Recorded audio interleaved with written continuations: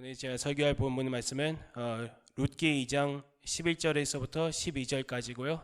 3장 10절부터 11절까지의 말씀입니다. 제가 그 큰 소리로 읽겠습니다. 보아스가 그에게 대답하여 가로되 내 남편이 죽은 후로 내가 시모에게 행한 모든 것과 내 부모와 고국을 떠나 전에 알지 못하던 백성에게로 온 일이 내게 분명히 들렸느니라. 여호와께서 내 행한 일을 보응하시기를 원하며 이스라엘의 하나님 여호와께서 그 날개 아래 보호를 받으러 온 내게 온전히 상 주시기를 원하노라. 3장 10절 가로되 내 딸아 여호와께서 내게 복 주시기를 원하노라. 내가 빈부를 물러나고 연소한 자를 쫓지 아니하였으니 너의 베푼 인애가 처음보다 나중에 더하도다. 내 딸아 두려워 말라. 내가 내 말대로 내게 다 행하리라. 내가 현숙한 여자인 줄 나의 성읍 백성이 다 아느니라. 아멘. 지난 2주 동안 그 설거지론에 관해서 설교를 했는데 아마 이번이 마지막일 것 같습니다. 혹시 이 자리에 오시지 못했던 분들을 위해서 말씀드리는데, 설거지론이란 그 옛날에 문란하게 살았던 여성이 과거를 숨긴 채로 좀 성실한 남자하고 결혼해가지고 남자 인생을 망치는 행위라고 합니다. 그리고 두 번째 시간에는 마이너스 통장론하고 도축론에 대해서 설교를 했는데, 마이너스 통장론은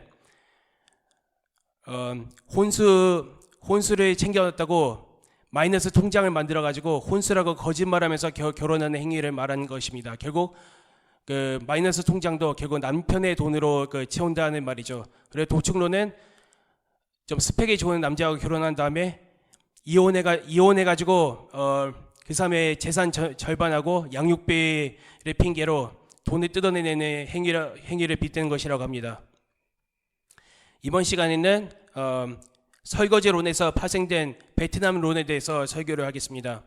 베트남론이란 어디에서 찾아봤는데 설거지론 등으로 자국 여성을 불신하게 되면서 자국 여성 대신 오히려 비교적 이혼율이 낮고 생활력이 강하고 작은 호의에 감사할 줄 아는 베트남 여성과 결혼하는 것이 낫다는 이론입니다. 베트남뿐 아니라 다른 외국 여성들도 포함돼서 예를 들면 러시아론, 우즈벡론, 모로코론도 나오죠. 그런 국제 결혼에 대해서 호감을 갖게 되었습니다. 그러니까 한국 같은 경우도 전체 혼인 수는 낮아졌는데 그 국제 결혼율은 건수는 높아지고 있다고 합니다. 미국도 그 패스포트 브로스라고 역시 조건이 까다롭고 이혼율이 높은 자국 여성 대신에 동남아나 남미나 아니면 동유럽 같은 데서 외국으로 가서 그 아내가 될 사람의 그 참된 그런 행위를 그렇게 하시는 분들이 늘고 있습니다. 제가 작년에 한국에서 여기로 오는 비행기를 탔는데 비행기 타기 전에 한 2명인가 3명의 커플을 봤는데 백인 남성인데 그 동남아 여성이 손을 잡고 있더라고요. 딱 보니까 신혼인 것 같습니다. 아무튼 베트남론의 진짜 요점은 자국 여성을 비하하는 것보다는 만약 상대가 심성이 좋으면 외국인과의 혼인도 괜찮다는 것입니다. 그게 진짜 요점이죠. 대표적인 예가 바로 룻입니다. 룻의 고향은 모압이라는 우상을 섬기는 나라였습니다. 그러므로 모압 여성이 이스라엘 여성보다 절대로 낫다는 얘기는 아닙니다. 하지만 룻은 이방인 여인인데도 불구하고 웬만한 이스라엘 여성보다도 더 현숙했다는 것입니다. 룻과 시어머니 나오미가 과부가 되자 나오미는 며느리 룻에게 친정으로 돌아가라고 말했습니다. 너네 나라로 돌아가라 라고. 그러나 룻은 시어머니께서 가시는 곳에 나도 가고 어머니께서 유숙하는 곳에서 나도 유숙하겠나이다. 어머니의 백성이 나의 백성이 되고, 잘 들어보세요. 어머니의 하나님이 나의 하나님이 되시리니 어머니께서 죽으시는 곳에서 나도 죽어 거기에서 장사될 것이라. 만일 내가 죽는 일 외에 어머니가 떠나면 여호와께서 내게 벌을 내리시고 더 내리시기를 원하나이다 라고 하면서 같이 난생 처음으로 이스라엘이라는 그런 나라로 이주했습니다. 이 세상에 이런 며느리가 어디 있을까요? 요즘 한국에서는 많은 여성분들이 뭐라고 말하냐면 만약 시어머니가 결혼한 아들 집 그 비밀번호가 있잖아요. 한국에는 그 집에 비밀번호가 있지 않습니까? 자신의 아들 집의 비밀번호를 알려달라고 그 며느리한테 물어보는 게 사생활 침해래요. 그래서 거기에 반박해서 어떤 남성이 집은 얼마나 남자 집안에서 해오지 않느냐. 그러니까 뭐라고 하는지 아세요? 우리 애는요, 애를 낳아주잖아요. 이렇게 말을 하더라고요. 그러니까 자신이 남편을 진짜 사랑하면 애를 낳아준다는 표현을 별로 안 쓸 것 같습니다. 자기 사랑하는 사람의 아이를 낳는 것이 아이를 낳아준다고 말하지는 않는단 말이에요. 그러니까 어떻게 보면 그 사람들은 좀 결혼의 사랑보다는 거래로 간 것 같습니다.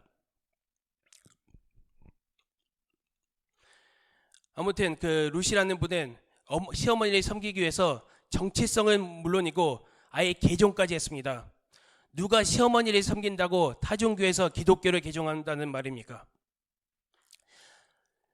그뿐 아니라 아예 수치를 무릅쓰고 어머니를 먹여 살리겠다고 이삭을 주부로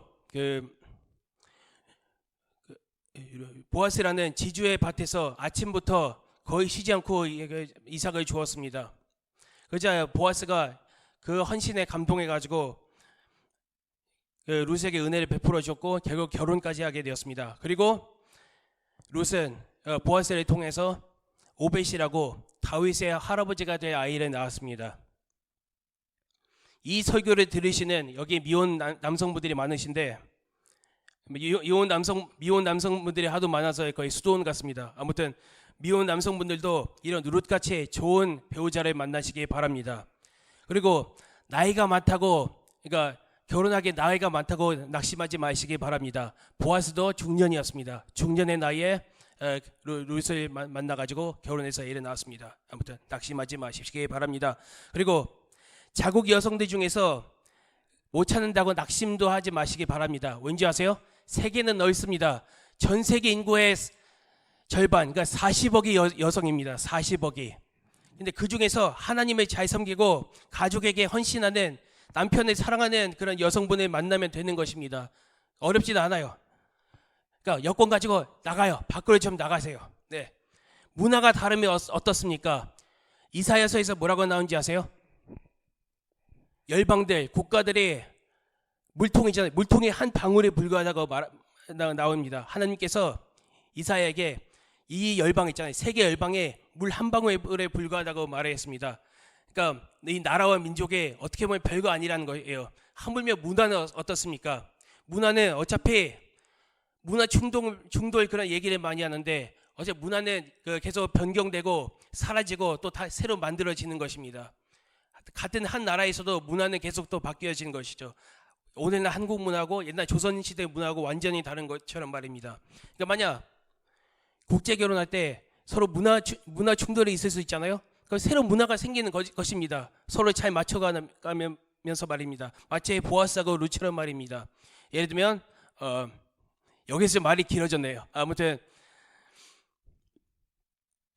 유럽하고 중동 문화가 합쳐서 스페인 문화가 되었고 스페인 문화가 하고 미국 아메리카 원주민하고 문화가 합쳐가지고 라틴 아메리카 문명이 생겨났고 또 몽골하고 페르시아 문명이 합쳐서 중앙아시아 문명이 만들어졌습니다.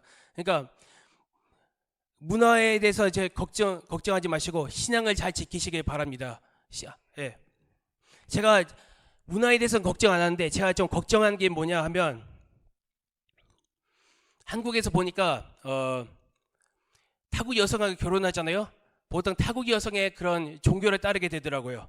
그런 경우를 좀 봤습니다. 예를 들면 우즈베키스탄 같은 이슬람 여성하고 결혼하면 그 샤리아 법에 따르면 이슬람 여성하고 결혼하려면 이슬람교로 개종해야 합니다. 그래서 그 형식적으로나마 개종하는 사람들이 많다고 합니다. 그래서 좀 걱정입니다. 그러면 애들도 다 무슬림이 될 거 아닙니까? 그러니까 그 결혼하기 전에는 서로 신앙이 잘 맞아야 합니다. 그걸 잘 보시기 바랍니다. 안 그러면 솔로몬처럼 인생이 망할 수도 있습니다. 네.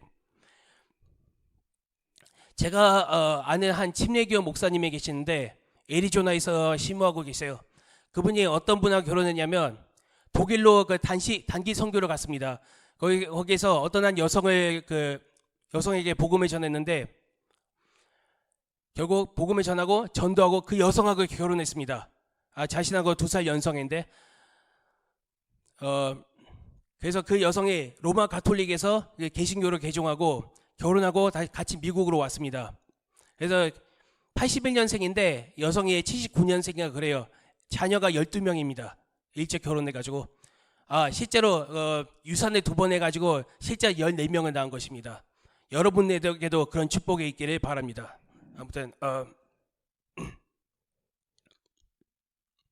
아무튼 여러분도 이제 국정 막론하고 하나님을 잘 섬기고 가족을 사랑하는 현숙한 대상을 만나고 행복하시기를 기도합니다. 그리고 여성분들도 미혼 여성분들도 루처럼 현숙한 여성이 되기를, 그리고 여기에 많은 미래 시어머니 되실 분들이 계시는데 제발 아드님들이 좋은 며느리감을 데려올 수 있도록 기도하시기 바랍니다. 네, 기도하겠습니다.